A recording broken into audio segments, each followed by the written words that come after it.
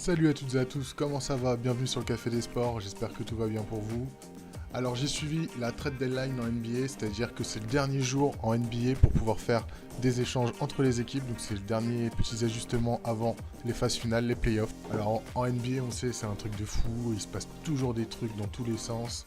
Il y a eu le transfert de Blake Griffin là récemment qui a été vraiment un coup de tonnerre sur la NBA, Blake, en échange de Avery Bradley et Tobias Harris qui sont vraiment les deux joueurs notables dans cet échange. Donc ça commence vers 18h, 18h30, gros transfert entre Cleveland et Los Angeles. Cleveland qui envoie à Los Angeles Isaiah Thomas et Channing Frye. Isaiah Thomas qui venait de signer en échange de Kyrie Irving cet été, donc il a fait que 15 matchs avec les Cleveland Cavaliers. Boom, dégagé à Los Angeles avec Channing Frye, un contrat à se débarrasser. Et Los Angeles envoie à Cleveland Jordan Clarkson et Larry Nance Jr. Donc il y a d'autres petits trades entre temps. Il y a James Ennis qui va de Memphis à Détroit. Et Brice Johnson qui fait l'inverse avec un second tour. Bon, ça c'est des petits trades, on s'en fout un peu.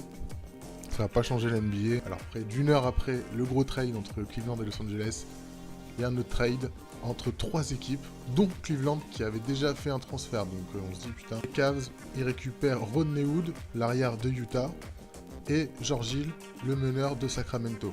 Donc là on se dit, ils sont en train de se faire une sacrée équipe avec déjà les deux qu'ils ont pris là, plus George Hill à la main qui est un bon meneur, et surtout Rodney Hood, un arrière shooter très très fort qui sortait du banc à Utah.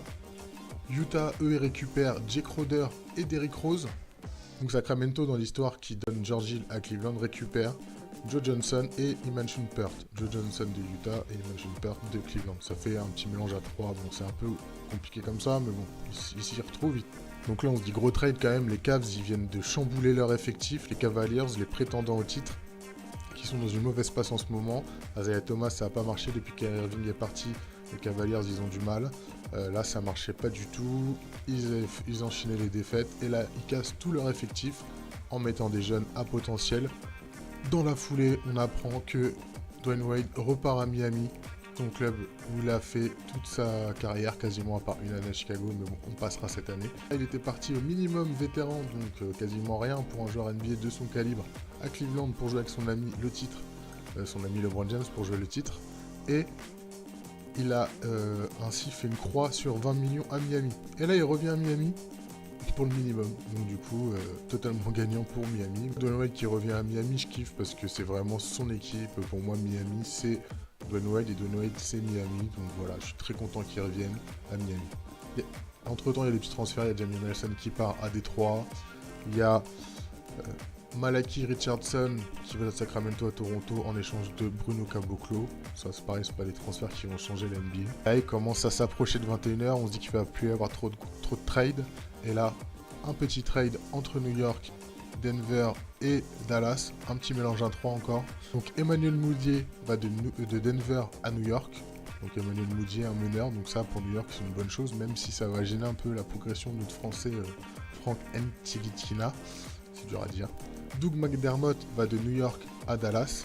Donc Doug McDermott, l'ailier shooter de New York, va à Dallas. Donc pour Dallas, c'est pas une mauvaise chose, mais c'est pas non plus un truc qui va leur changer leur vie. Et Denver récupère Devin Harris de Dallas. Donc pareil, un meneur d'expérience, je pense qu'il va faire avant là-bas. Et puis il va partir dans une autre équipe. Ça c'est un bon trade pour New York, hein. Il récupère un bon meneur.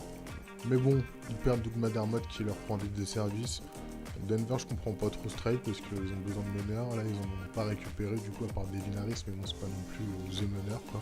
Entre temps, on a Portland qui a besoin de libérer de la masse salariale qui se débarrasse de Noah Vonleh qui va à Chicago, un intérieur. Bon, on va à l'intérieur, mais bon, à Chicago, il y a déjà pas mal d'intérieurs, je trouve.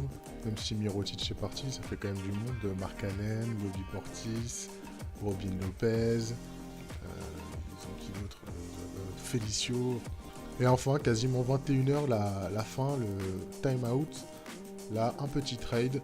Elfrid Payton qui va de Orlando à Phoenix en échange d'un second tour. Donc c'est vraiment rien du tout. Donc Orlando, ils se débarrassent d'un meneur qui leur coûtait un petit peu d'argent et encore pas trop. Mais bon, ils s'en débarrassent parce que ça matchait pas. Et Phoenix, il récupère un meneur, mais bon, Phoenix, les meneurs, on connaît, hein, tous les meneurs qu'il y a eu. Il y en a eu beaucoup, mais ils n'ont jamais prouvé. Ils ont prouvé après, dès qu'ils sont partis, qu'ils sont allés dans une autre équipe.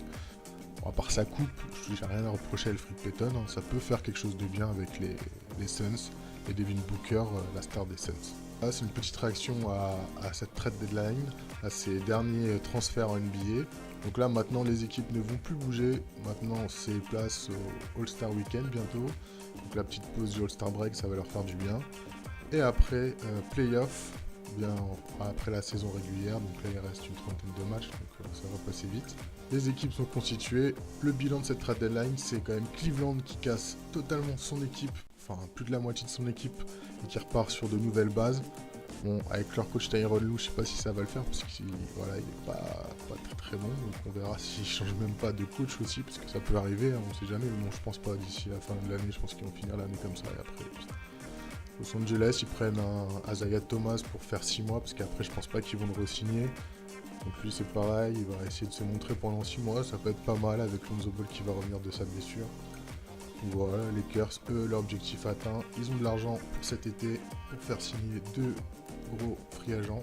Il y a eu des petits échanges, bon, Elfrid Payton et l'échange Moudier. Faut voir ce que ça donne, hein. Ça peut fitter entre les joueurs et les équipes, hein, on sait jamais. Alors si vous avez aimé cette petite vidéo sur la trade deadline en NBA, lâchez un petit like, ça fait toujours plaisir.